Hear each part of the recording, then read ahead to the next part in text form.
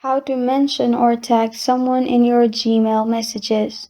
Hi everyone, I'm here to assist you today. Without any delay, let's jump right in. First, open Chrome and open Gmail and log into your account. Click on Compose at the top left corner of your screen in the Gmail section after you've logged into your account.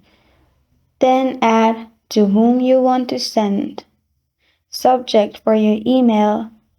Then add whatever you want to add for your email. To mention, type in @ and then type in the person's name. It will pop up, click on their name, and they will be mentioned in your Gmail. You can add text whatever you want after they're mentioned. You can also mention more than one people. As you can see, you can type in @ and type in their name. After you're done, press on send and you're good to go. This is how to mention or tag someone in your Gmail messages. Thank you for joining me today. If this video helps you out, please leave a like and subscribe for more. Got a question or want to suggest a topic? Comment below. Thank you for watching.